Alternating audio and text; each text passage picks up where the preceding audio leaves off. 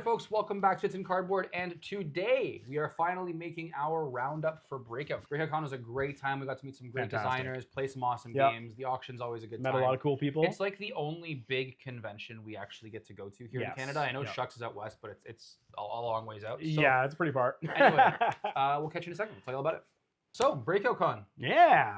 So much fun. So for those who weren't aware, BreakoutCON was March 15th to 17th. Yes. In downtown Toronto.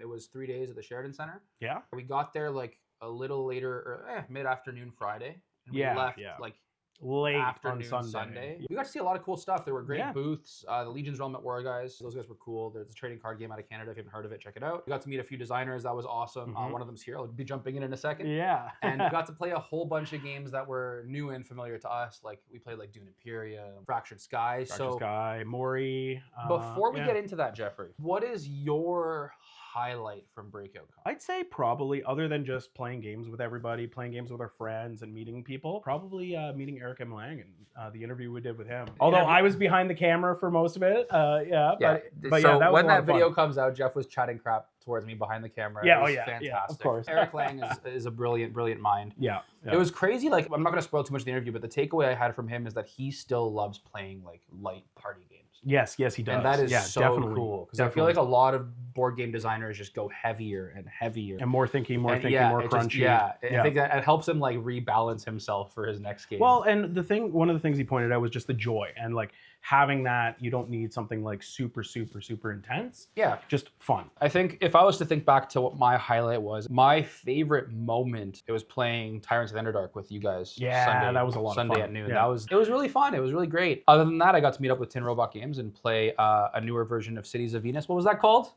Cities of Venus Survivors. Cities of Venus Survivors. Yes. That was really cool. It's like a dice chucking, dice selection type action selection game. So like you roll your bunch of dice, you use the dice's values to choose actions. Kind of like Yahtzee meets like a Tetris. Is that a good description? Sure. I think I was occupied in the auction that whole time. Like Taylor was there with me. I was in the auction for so long, I totally missed that play. Yeah, I liked Fractured Sky as well, probably more than I thought I was going to. Yeah, I really enjoyed it. Yeah, so we're here mid game day on a Sunday. We do game days every Sunday. So we're asking some people some questions. We got some guest stars in a second. You might hear the door open in a few minutes. You might hear the door open, yeah. But yeah, I don't know. It was just such a good time. The auction is always super cool too. I didn't really buy that much this year. I spent a decent amount of money. Yeah, I bought Load, which is full disclosure, not the greatest MOBA game in existence, and it was a good price. And I bought in that vein, I bought Cloudspire as well. You got a great deal right at the end. Right at the end, you caught the guy before he got paid out for all the games he sold, and you're just like, I'll give you this right now for it. I just had cash out. Great deal. We also got spotted at Breakout for our first time. Yeah, recognized us. They're like, felt like micro celebrities. You guys are from YouTube. That was awesome. Yeah, that was Thank fun. you. If you're watching, we appreciate it. Thank you for calling us out. Before the auction started, I saw a pile under a bunch of bags that someone was carrying into the auction of Scarface 1920. Yeah, I picked that bought up it before the auction started. I have it backed, so it's going to show up anyway, but Jeffrey's going to play it, and he's going to fall in love with it, and he's going to buy it off me. So my master plan is to break even, but get Scarface 4 months early. Well, if my track record holds, you'll probably get lucky with that, because I also bought Western Legends, and he's got like the big box sitting right up there and everything. So the auction was most of the day Saturday. We still got some games in, though. Yeah. We got to play Fractured Sky.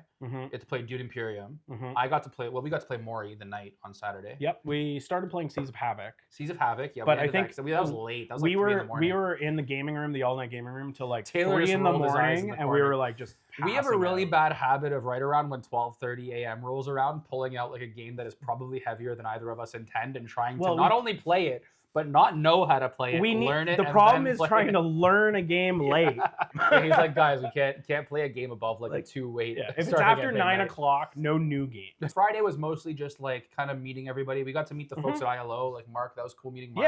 Yeah, that was. We got to hang out with the guys that make Wizards of the Grimoire. That was cool. Yep, yeah. I had a ton of fun. On Saturday, I was kind of obsessed with the auction because there was so many. Like, it was a great auction. Yeah, Jeffrey was so many different things. It was Jeff's first con auction. If talking like a whole meeting room in a hotel full of board games. I had a stack this high that I had Taylor and I just looked at didn't even buy. Taylor's Jeff's cousin. He's off the corner over there. But Taylor and I looked at each other. We're just like, Jeff's gonna be in there like the whole day. And I was for the most part. I made money on the event. You did. I did not. I mean, made money is a big air quote, right? I sold a bunch of stuff, a lot, which made money. Like I say that like my games had no value. Obviously they had value, but like the hotel, we were on media passes, which was lucky. But even if we weren't, I still would have. Yeah. The hotel, selling all my games, games, buying food. Yeah. It was and all the games I bought, I still broke even, which is pretty cool. Yeah, and then I think a little bit ahead. I made off the games I sold, I made $50. He had some good pickups though. Western Legends, Bantam West. Bantam I West got was a Tyrants cool of the Underdark for a really good price, so we both have a copy of that. $25 for Tyrants of the Underdark first edition. It's such a good game.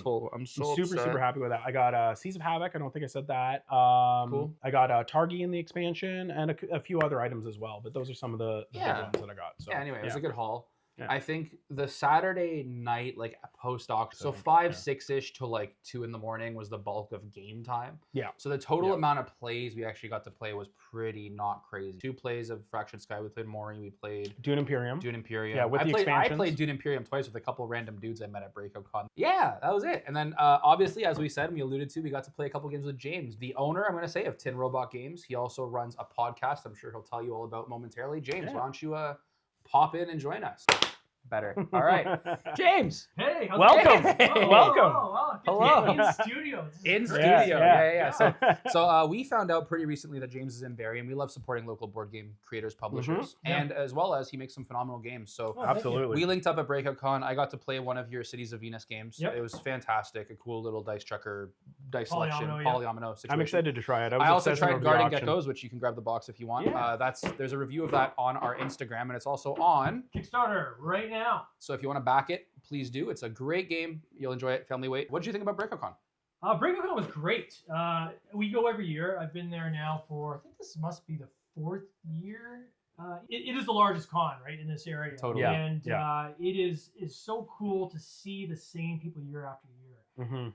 And people, like you guys are saying, will recognize you. Like, hey, I remember you from last year. And like, actually, we're back again. And this year we did a little bit different. This year we focused more on playtesting. It was actually kind of surreal going into the auction room and seeing some of our titles from a few years ago actually in the auction, great. right? That's cool. Wait a second. And it's still an honor, right? Because like, okay, that game has made its way through its life cycle, and now it's getting its second life. I'm sure it's people that had bought it in previous years at BreakoutCon.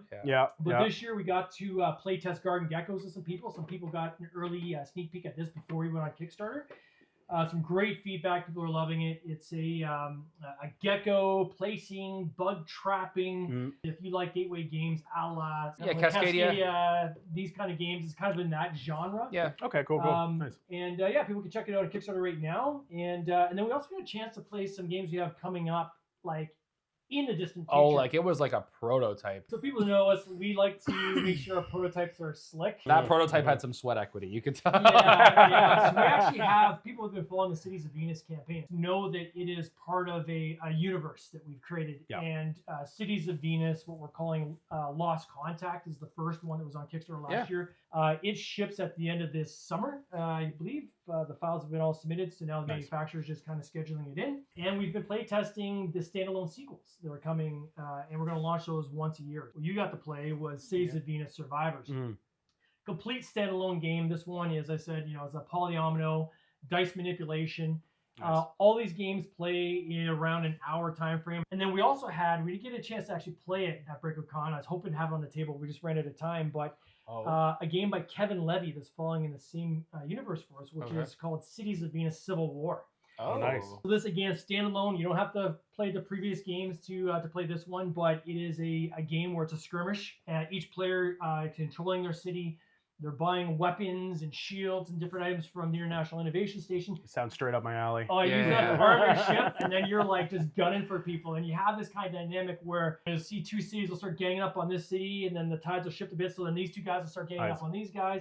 It goes back and forth. And again, it's about an hour long. And awesome. That sounds like a lot of fun. All about it. Absolute blast. So. Well, when you have a playtest copy of that, we're signed up. Yeah, 100%. Well, don't worry, we'll have that on the table for sure. And then later on today, maybe we'll place Time Splice. That one's going to go straight to retail this summer. So on Amazon, people will be able to buy it. Time Splicers is the event that caused us to lose contact with Earth in the first place. Yeah, I'm all about the dystopian, call it sci-fi. Yeah, 100%. Yeah. If it's a horrible future, it's where I want to be. I mean, hey, it was fun though. It was worth a shot. Definitely was. They do a great job.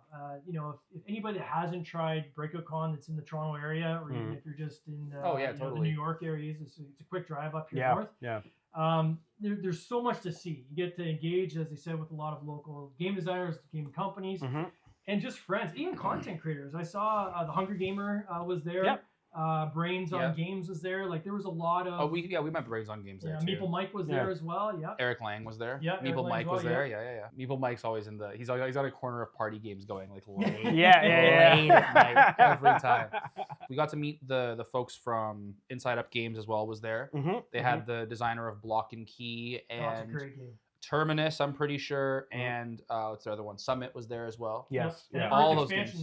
Earth Expansion. Did you get a chance to play the Earth Expansion? No, but it's one of our favorites, so we really want to. Yeah. It's definitely on my list. If you guys are watching this, you have my shipping address. He's like, exactly. Yeah. We would love to make a video on it. Yeah, we would. But like, I really hope it's good. I didn't get to play it. I'm sure it is. I have faith in those folks. I love Cascadia. It's probably one of my favorite lightweight games.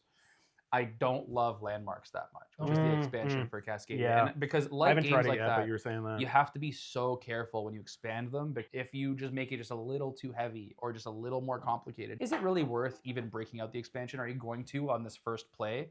There's some ways that expansions are done where every time you play the game, even if it's someone's first play, that expansion is getting broken out. Yeah. Like I can think of like Rise of X for Dune, for example. Yeah, Moonrakers, the expansions for that. Yeah. Cascadia is in my top 10 games of all time, I'm pretty sure. It's like top 20 at least. It was in that video. Yeah, it's in my top 20. It was in my top 5 games under $50 as well.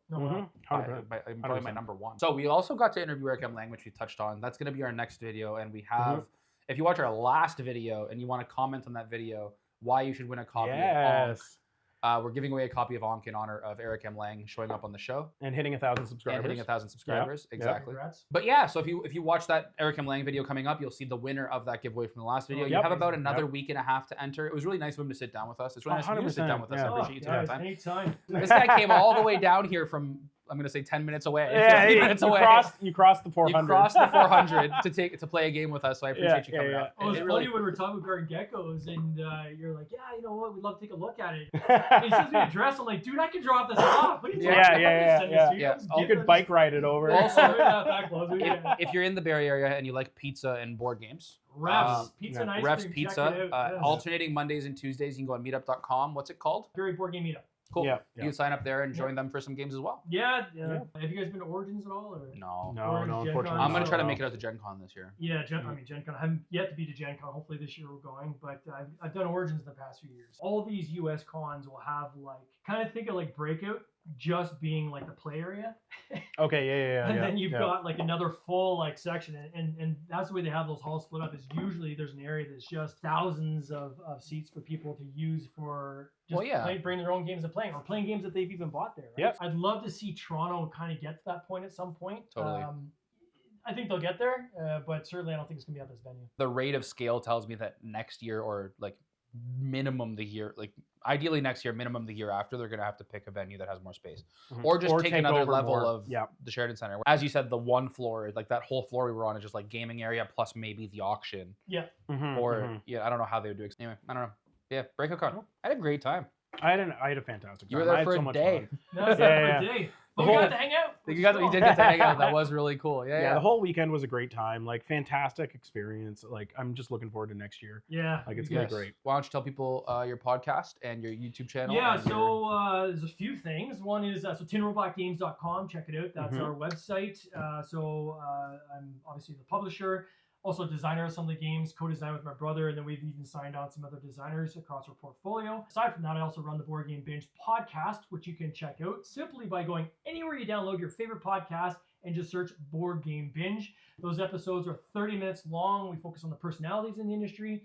So you get to hear some of the names that are behind some of the games, and maybe the artists or the distributors in the industry. And we just really get into their personal stories of how they got into the industry. Just once again, hold up your game. Check out Kickstarter, Garden Geckos. Link will be in the description. Again, we reviewed it on our Instagram. He's sitting here, so it's obviously good, or I wouldn't have had him come. We enjoyed it. I'm John. I'm Jeff. And I'm James. Catch you next time. See you. Cheers.